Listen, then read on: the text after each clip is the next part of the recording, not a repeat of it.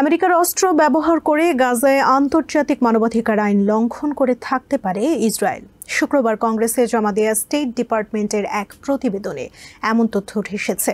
তবে আশ্চর্যের বিষয় হচ্ছে, রিপোর্টে বলা হয়েছে ওয়াশিংটনের সাথে অস্ত্র চুক্তির শর্ত লঙ্ঘন করেনি তেল আভিভ।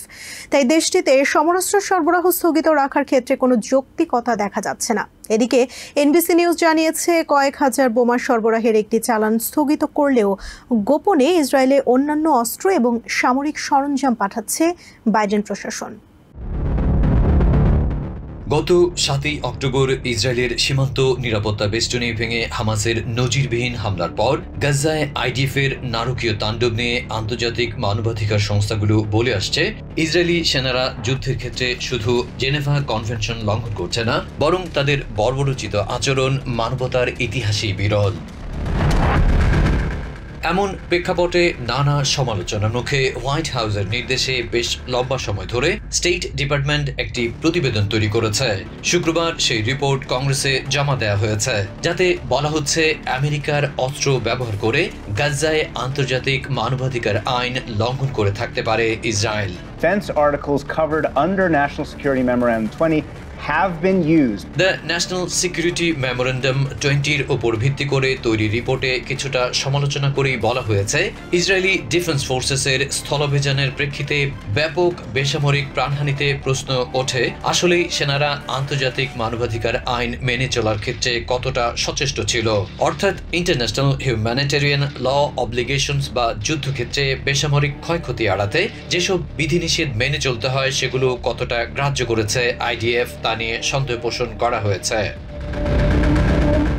আবার সাফাই গিয়েও বলা হয়েছে, হামাস মানবঢাল ব্যবহার করায় প্রকৃতপক্ষে ইসরায়েলি সেনারা মানবাধিকার আইনের ব্যত্যয় ঘটানোর ক্ষেত্রে কতটা দায়ী তা নির্দিষ্ট করে বলা যাচ্ছে না।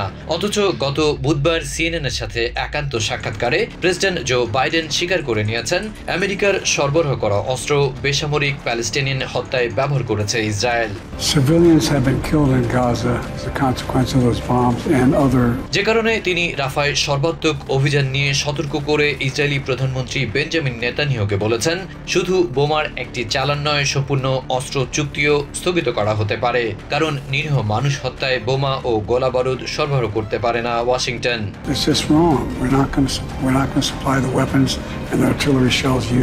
So as to allow the provision of defense articles covered under NSM 20 to continue. তবে আশ্চর্যের বিষয় হচ্ছে, রিপোর্টে বলা হয়েছে ওয়াশিংটনের সাথে অস্ত্র চুক্তির শর্ত লঙ্ঘন করেনি তেল আবিব। তাই দেশটিতে সমরাস্ত্র সরবরাহ স্থগিত রাখার ক্ষেত্রে কোনো যৌক্তিকতা দেখা যাচ্ছে না।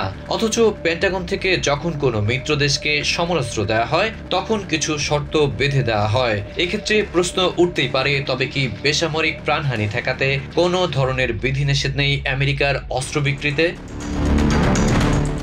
এদিকে এনবিসি নিউজ জানিয়েছে, কয়েক হাজার বোমা সরবরাহের একটি চালান স্থগিত করলেও গোপনে ইসরায়েলে অন্যান্য অস্ত্র এবং সামরিক সরঞ্জাম পাঠাচ্ছে বাইডেন প্রশাসন।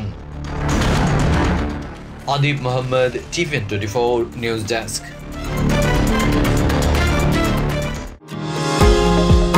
নিউ ইয়র্ক থেকে সম্প্রচারিত টিভিএন 24 টেলিভিশন বিশ্বজুড়ে বাঙালির কণ্ঠস্বর।